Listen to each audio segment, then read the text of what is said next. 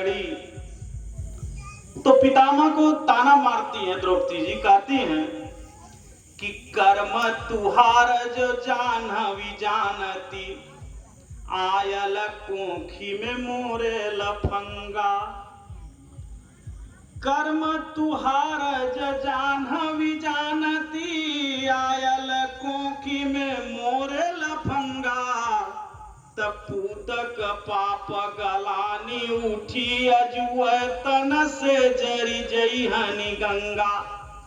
कि अगर तुम्हारी माँ को आहट हो गई कि तुम भी उस सभा में बैठे थे जहां एक स्त्री की अस्मिता से खिलवाड़ किया जा रहा था, और तुझ जैसा महारथी अगर उस स्त्री की अस्मिता बचाने के लिए एक कदम नहीं उठा, तो तुम्हारी माता को इतना, उनकी आत्मा वेदनाओं से, यातनाओं से इतना ज्यादा पीड़ित हो जाएगी कि तुम्हारे इस कुकर्म से इतनी आहत होगी कि आज ही सूख जाएगी, अस्तित्व विहीन हो जाएगी, संसार से नामो निशान मिट जाएगा। तो ताना मारती हैं कि कर्म तुहार जो जानवी जानती, आयल कोखी में मोरे लफंगा। तपूतक पाप गलानी उठी, अजुए तन से जरी जई हनी गंगा। इतने पे भी जब कोई उनकी इज्जत बचाने के लिए सामने नहीं आया, तो द्रौपदी अधीर होकर के दोनों हाथ जोड़ करके भगवान श्री कृष्ण को याद करते हुए कहती हैं, प्रद्युम्न कृष्ण के लड़के थे। तो कहीं कहीं का रिवाज होता है कि जब भौजाई को कोई औलाद की प्राप्ति होती है, चाहे पुत्र हो या पुत्री, तो सौर पोतने के लिए बहन को बुलाया जाता है। भगवान श्री कृष्ण ने द्रौपदी को अपनी बहन माना था। तो द्रौपदी जी अपनी उपयोगिता भगवान श्री कृष्ण के जीवन में गिनाना शुरू करती हैं कि अगर आज तू मेरे काम नहीं आया लीलाधर, तो याद रख जिस दिन इस बहन की उपयोगिता तेरे जीवन में पड़ेगी, उस दिन मैं भी तेरे काम नहीं आऊंगी। कहती क्या है कि एक प्रद्युम्न ना रही हैं, अब तोहरे बिटिया बेटवा बड़ हुई हैं। एक प्रद्युम्न ना रही हैं, तोहरे बिटिया बेटवा बड़ हुई हैं। तसौरी पोतावे बदे भौजी, तो है भेजी के हम जरूर बोलई हैं।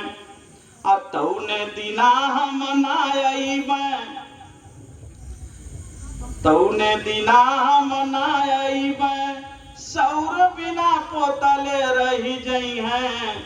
आ तू बहिनी बहिनी करबा परई, बहिनी घरवा नहीं जई हैं। इतने पे भी कृष्ण भगवान नहीं आए। फिर अपनी उपयोगिता गिनाती हैं कि जब दूजी का पर्व लगी बीरना, जिसको देहात में गोधना कहा जाता है, तो बहन भाई को मिठाई खिलाती। जब दूजी का पर्व लगी बीरना, तकर से फिर आगे मिठाई न पैबा। अब पीरन जई है सब बहिनी, घर बैठी दुआरी का में पछितैबा। जाए के का जैबा न तू, बाकी ना बहिनी के तुझियत पैबा। सोची के पावन नेह हमारा एकांत बैठी कत मरी जैबा।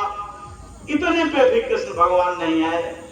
लास्ट में द्रौपदी कहती हैं कि आज से टूटल नात हमार, अकबों बहिनी कही के न बुलाया।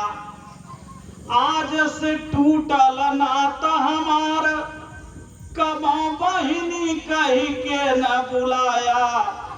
हम तोहा के मुँह नाही देखाई, बजा तुहू हम के न देखाया। हम तोहा के मुँह नाही देखाई, अच्छा तुहू हम के न देखाया। चक्र सुदर्शन शंख गदा चरहु, गया चार बनाई के खाया। कि जब ये शस्त्र तुम्हारी बहन की रक्षा नहीं कर सकते, तो ये तो मिट्टी के बराबर है, इनका अचार बनाकर खा डालिएगा।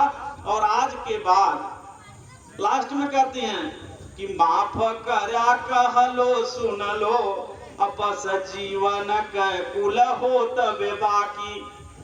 माफ करया कहलो सुन लो बस जीवन के कुल हो तबे बाकी।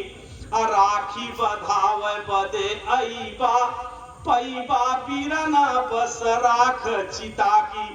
जिस दिन अच्छा बंधन आएगा उस दिन तू अपनी बहन को जिंदा नहीं पाएगा। इतना याद करने के बाद भगवान श्री कृष्ण को आहट हुई। आहट लेट हुई क्योंकि सबसे पहले भरोसा उन्होंने अपने पतियों पर किया, फिर दूसरे नंबर पे उस महारथियों पर किया जो उस सभा में बैठे हुए थे, लास्ट में भगवान श्री कृष्ण पर किया। तो भगवान